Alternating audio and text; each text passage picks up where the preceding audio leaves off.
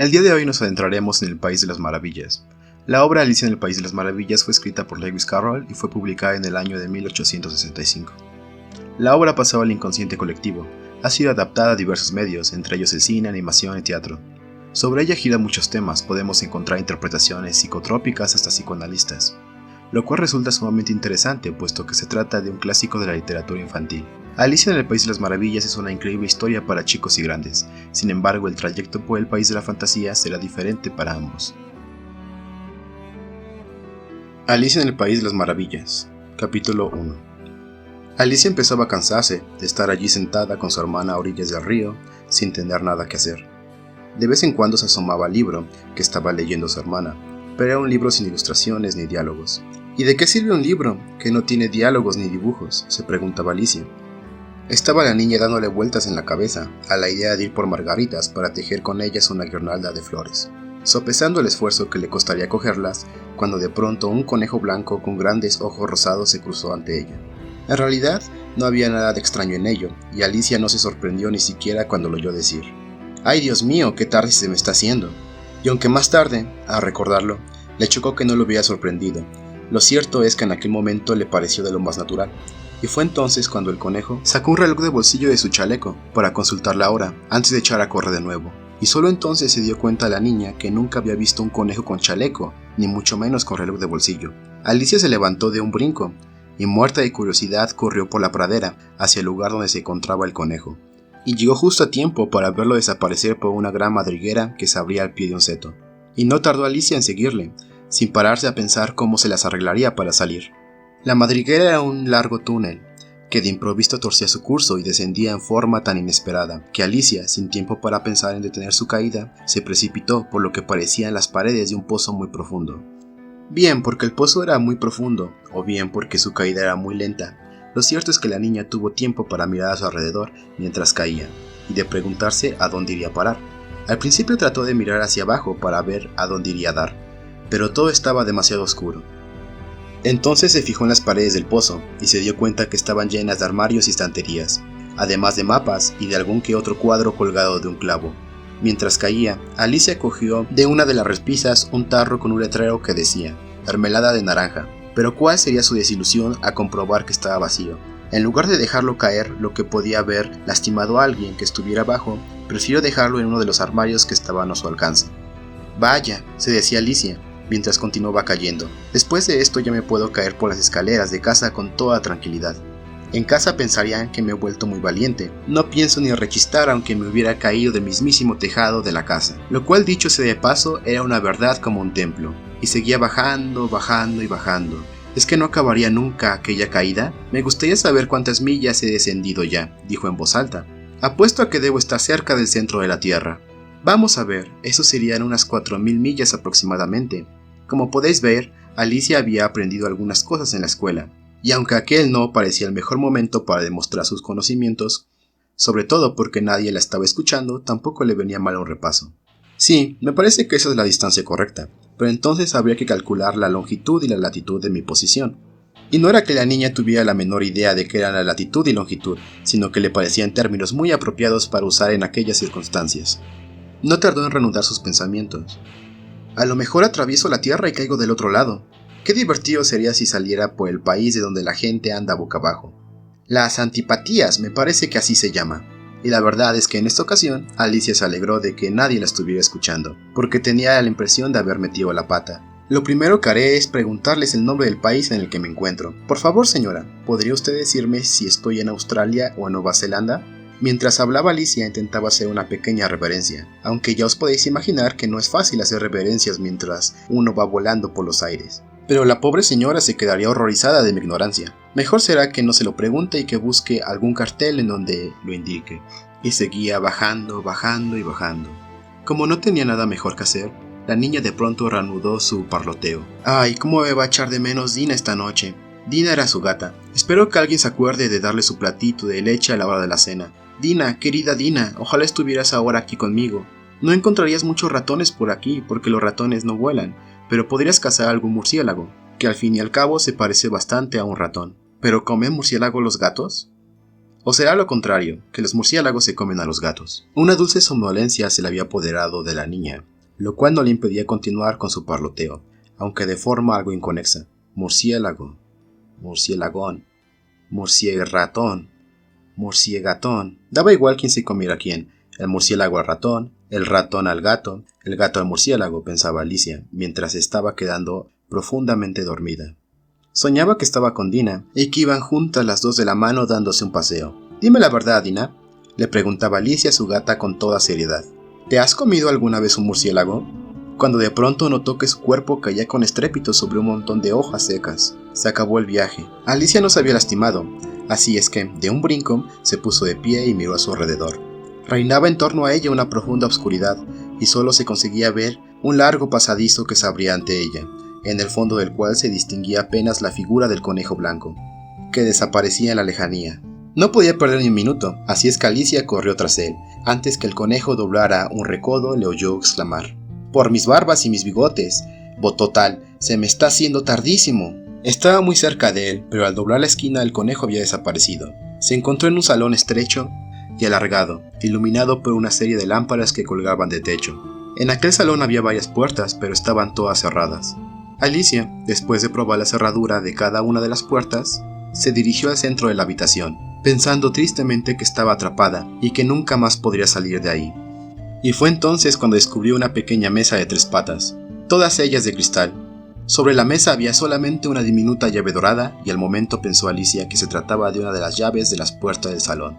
Pero muy pronto pudo comprobar que la llave era demasiado pequeña para las cerraduras, o bien las cerraduras eran demasiado grandes para la llave. La llave no servía para abrir aquellas puertas, pero al dar otra vuelta a la habitación, descubrió detrás de unas cortinas una puerta mucho más pequeña, tan pequeña que apenas medía 30 centímetros. Probó suerte con la llave y pudo comprobar con esfuerzo que funcionaba perfectamente. Alicia abrió la puerta y vio que conducía a un pequeño túnel, del tamaño de una ratonera. Se arrodilló y vio que en el fondo del túnel se abría el jardín más maravilloso que pudiera soñar. Ya se imaginaba lejos de aquel lúgubre salón, paseando entre jardineras de preciosas flores, acompañada por el murmullo de cristalinas fuentes. Pero el caso es que ni siquiera había logrado introducir la cabeza por la ventana del túnel. Y aunque la metiera, ¿de qué iba a servir?, pensaba la pobre Alicia. ¿De qué sirve una cabeza sola si no va acompañada del tronco? Ojalá supiera comprimirme como si fuera un catalejo. Y el caso es que podría hacerlo, con tal que supiera cómo empezar. Y es que a Alicia le habían ocurrido cosas tan extraordinarias que ya nada le parecía imposible. No había razón para quedarse junto a aquella puerta, así es que la niña se dirigió de nuevo hacia la mesa, esperando encontrar otra llave, o quizás algún libro de fórmulas mágicas que le enseñara a comprimirse como un catalejo. Pero en esta ocasión halló una pequeña botella, con un rótulo colgado alrededor del cuello, que rezaba «Bébeme», en grandes letras de molde. Estaba muy bien eso de «Bébeme», pero Alicia era demasiado lista para dejarse embaucar tan fácilmente. Antes, se dijo, es preciso ver si hay alguna contradicción, algún otro letrero que diga «veneno», porque Alicia había leído cuentos en los que los niños se quemaban o los devoraban las bestias salvajes, todo por no hacer caso de los consejos de sus amigos. Se habían olvidado de que con un hierro rojo vivo se te puede quemar la mano si lo sostienes mucho rato, o de que si te empeñas en cortarte el dedo con un cuchillo te puede sacar mucha sangre. De la misma manera, si te bebes un frasco que diga veneno, es muy probable que tarde o temprano te sientas fatal. Sin embargo, Alicia no encontró ninguna indicación que dijera veneno, así es que se hizo de tripas corazón y se lo llevó a la boca para probarlo. Tenía un sabor muy agradable, algo así como una melaza de pastel de cerezas, caramelo y tostadas calientes con mantequilla, tan agradable que en un abrir y cerrar de ojos la niña se bebió el frasco entero. «¡Qué sensación más extraña!», se dijo Alicia. «Siento como si me comprimiera, igual que si fuera un catalejo». Y eso era, en verdad, lo que estaba sucediendo. Su tamaño se había reducido en unos 20 centímetros, y su rostro se iluminó en alegría al pensar que ahora tendría el tamaño justo para introducirse por la puerta que conducía hacia aquel maravilloso jardín. Antes, sin embargo, esperó unos momentos para ver si seguía disminuyendo de tamaño. Se había puesto algo nerviosa al pensar en dónde iría a parar todo aquello. «¿Qué pasaría?», se dijo, «si me esfumo del todo como se esfuma una vela cuando se le acaba la cera». Y trataba de imaginarse lo que le ocurría a la llama cuando se apagaba una vela, y trataba de recordar, en vano, la llama sin la vela que lo alimentara. Pero al comprobar que ya no menguaba de tamaño, se decidió a salir al jardín por la puerta. Pero ¡ay, pobre de Alicia! Al llegar a la puerta se dio cuenta que se había olvidado de la pequeña llave dorada, y al volver a la mesa se dio cuenta que la llave estaba ahora fuera de su alcance. Podía verla claramente a través del cristal de la mesa, e incluso intentó llegar a ella trepando por una de las patas de la mesa, pero era demasiado resbaladiza. Cansada y desesperada, la niña se sentó y comenzó a llorar. «Vamos, vamos», se reprendía Alicia a sí misma. «De nada te sirve tanto llorar, y te vas callando ahora mismito». Alicia solía darse muy buenos consejos, aunque también es verdad que rara vez los seguía. A veces se regañaba tanto que acababan saltándose las lágrimas. Y en una ocasión, en la que ella misma se hacía trampas jugando en solitario, recordó haberse dado de cachetadas en las orejas. Y es que aquella niña tan original jugaba a veces a ser dos personas distintas. Aunque de nada me servía ahora ese juego, pensó la pobre Alicia. ¿Cómo voy a ser dos personas si ni siquiera soy del todo una? Al poco rato sus ojos descubrieron una cajita de cristal que se hallaba debajo de la mesa. La abrió y vio que dentro había un diminuto pastel, y sobre el pastel, escrito con ricas pasas, se leía la palabra «Cómeme». «Bueno, pues me lo comeré», dijo Alicia, «y así, si crezco podré alcanzar la llave, y si menguo seré tan pequeña que podré pasar por debajo de la puerta para llegar al jardín. Así es que no pierdo nada con comerlo». Mordisqueó el pastelillo y se preguntó con ansiedad: «¿Hacia dónde voy? ¿Hacia arriba o hacia abajo?». Mientras hablaba se había colocado una mano en la cabeza para poder comprobar si crecía o menguaba. Se quedó muy extrañada al ver que no cambiaba, y realmente aquello no tenía nada de extraño, porque es lo que suele ocurrir cuando uno se come un pastel. Pero Alicia se había acostumbrado de tal modo a que le ocurrieran cosas extraordinarias, que le pareció una tontería que la vida siguiera siendo normal. Le hincó el diente y en poco tiempo se dio buena cuenta del pastelillo. Capítulo 2. «¡Ay, pero qué rarismo!», exclamó Alicia, a la que de tanta emoción se le había olvidado hablar correctamente. «Me estoy estirando como si fuera el catalejo más grande del mundo. Adiós, pies». Y efectivamente, al mirar hacia abajo veía sus pies, cada vez más pequeños, desaparecer en la lejanía. «¡Mis pies, mis pobres pies!», gritaba desconsolada. «¿Y ahora quién os va a calzar? ¿Quién os pondrá vuestras preciosas medias? Porque estoy segura de que yo no podré hacerlo. Estaré demasiado lejos de vosotros para cuidarlos como solía. Ahora os las tendréis que arreglar solitos. Aunque, pensándolo bien, será mejor que me porte bien con ellos», reflexionaba Alicia. «No sea que se cansen de mí y se echen a andar por su cuenta. Vamos a ver, ¿qué tal si os compro unas botas nuevas cada año por Navidades?». La niña pensaba en cómo se las arreglaría para enviárselas. «Tendré que mandárselas por recadero. Va a ser muy divertido eso de enviar regalos a mis propios pies. Y más divertido aún cuando escriba la dirección en una tarjeta. Señor Don, pie derecho de Alicia. Dirección, alfombra de la chimenea. Remite, Alicia, con amor». Pero, ¿qué tonterías más grandes estoy diciendo? En aquel instante su cabeza golpeó contra el techo de la sala, y es que la niña medía más de 3 metros de altura. Se apresuró a recoger la llavecita de oro y se dirigió rápidamente hacia la puerta del jardín. Pobre Alicia, ahora tenía que conformarse con mirar desde lejos, tumbada en el suelo y acercando el ojo al hueco de la puerta. Aquella puerta tan difícil de franquear, cuando estaba cerrada, y más difícil aún ahora que estaba abierta. Se sentó y empezó a llorar desconsoladamente. «Alicia, deberías avergonzarte de ti misma», se reprendió a sí misma. «Una niña tan grande como tú no debería llorar de esa manera. Ni una lágrima más, te lo prohíbo». Pero de nada le servían estas razones, porque sus ojos seguían vertiendo ríos, o mejor diría, torrentes de lágrimas, que se precipitaban a sus pies, formando un gran charco de mediano plomo de altura, que se extendía por el suelo del salón. Al cabo de un rato, oyó el ruido de unas pisadas que se acercaban y comenzó a enjuagarse las lágrimas para poder ver quién venía. Era el conejo blanco que regresaba. Estaba vestido con sus mejores galas, luciendo un par de guantes blancos en una mano y un abanico en la otra. Llegaba trotando a toda prisa, hablando consigo mismo mientras se apresuraba. «La duquesa, ¡ay, la duquesa! ¿Cómo me va a poner la duquesa si la hago esperar?». Tan apurada estaba Alicia en aquellos momentos, que no dudó en pedir ayuda al primero que pasara. Así que cuando se acercó el conejo blanco, se dirigió a él con voz encontronada y tímida. «Por favor, señor». Pero el conejo, al oír la voz de Alicia, se sobresaltó, de tal manera que dejó caer los guantes y el abanico, y salió huyendo hasta perderse en la oscuridad. Alicia recogió los guantes y el abanico del conejo, y como hacía tanto calor en aquel salón, comenzó a abanicarse mientras decía: «Vaya día que estoy pasando, y pensar que ayer mismo todo sucedía como de costumbre. ¿Será que he cambiado durante la noche? Vamos a ver. ¿Era yo la misma que cuando me levanté esta mañana? Ahora que lo pienso, recuerdo que me sentí un poco extraña, como si fuera diferente. Pero si ya no soy la misma, entonces, ¿quién demonios soy?». Y se puso a pensar en todos sus amigos, todos los niños de su misma edad, para ver si podía haberse convertido en uno de ellos. ¿En nada? Estoy segura que no, razonaba Alicia. porque no tengo esos grandes tributazos en el pelo, como los de Ada, y tampoco puedo ser Mabel, porque yo sé muchas cosas, y en cambio ella sabe tan poquitas, y además ella es ella, y yo soy yo. ¿En qué buen lío estoy metida? Voy a ver si al menos sabía las cosas que sabía antes. Veamos. 4 por 5, 12. 4 por 6, 13. 4 por 7... Dios mío, a este paso nunca llegará a 20. De todas formas, la tabla de multiplicar no tiene ninguna importancia. A ver qué tal se me da la geografía. Londres, capital. París, capital. Roma, capital. No, no es así. ¿Será verdad que me he convertido en Mabel? Supongo que al menos aún seré capaz de recitar a un panal de ricamiel. Y cruzando las manos en el regazo se puso a recitar, como si dijera la lección. Pero su voz tenía un sonido ronco y extraño, y las palabras que pronunciaba eran diferentes a las del poema. A un panal de amarga hiel, 2000 tigres acudieron, que por voraces murieron, presa sus fauces en él.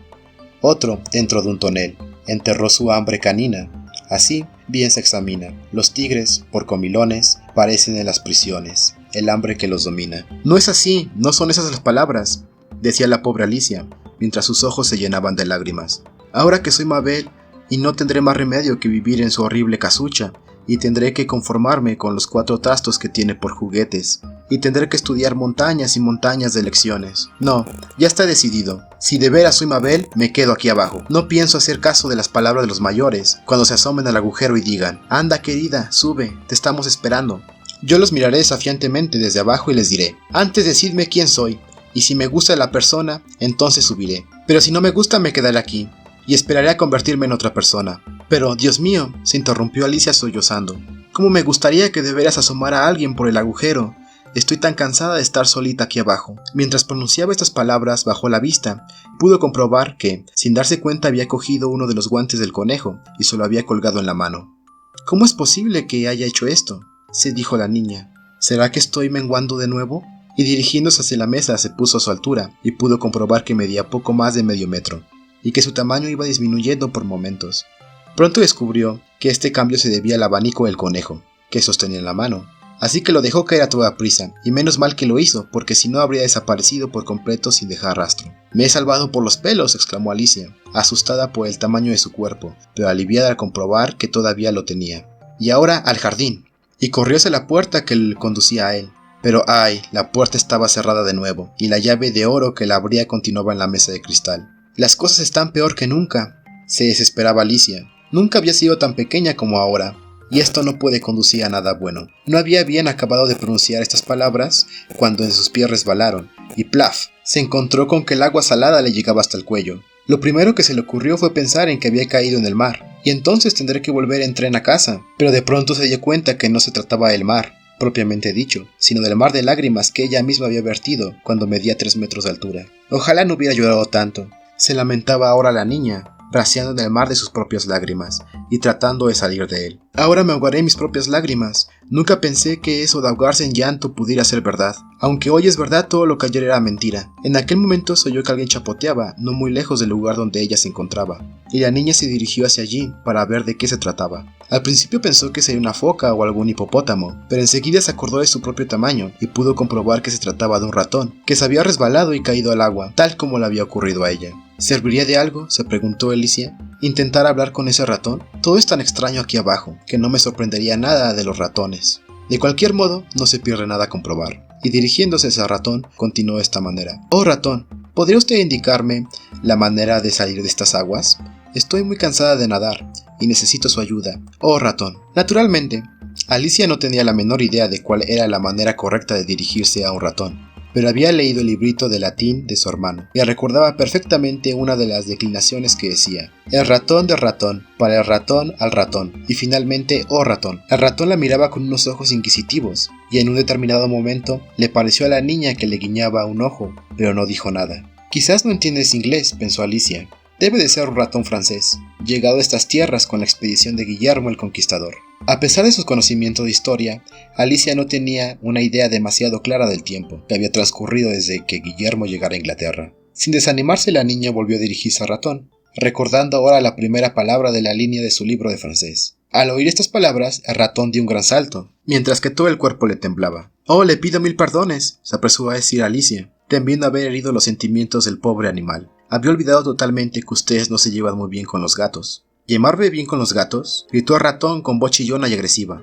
¿Volveremos?, protestó indignado el ratón, que temblaba de pies hasta la cola, como si fuera yo el que hubiera sacado el tema de esta conversación. Has de saber que mi familia siempre ha tenido una profunda aversión hacia los gatos, y hacia criaturas repelentes, vulgares y groseras. Así que haz el favor de no volver a mentar su nombre. Le juro a usted que nunca más lo volverá a pronunciar, exclamó Alicia, deseosa de cambiar el tema. ¿Y qué le parecen a usted los perros?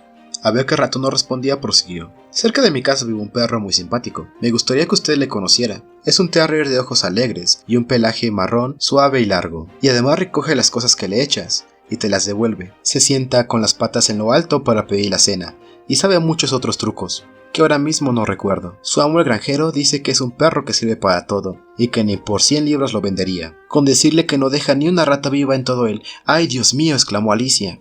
Me temo que he vuelto a meter la pata. El ratón, al oír las últimas palabras de Alicia, había salido disparado y se alejaba a toda velocidad, agitando las aguas con su desenfrenado chapoteo. «Ratón, querido ratón», Alicia le llamó de nuevo. «Hágame el favor de volver, y le prometo que aquí no se volverá a repetir tema de gatos ni de perros». Cuando el ratón oyó las palabras de Alicia, vaciló unos instantes, y después dio media vuelta dirigiéndose hacia el lugar donde se encontraba la niña. Estaba pálido, y dijo en voz baja y temblorosa: «Vamos hacia la orilla, y te contaré la historia de mi vida.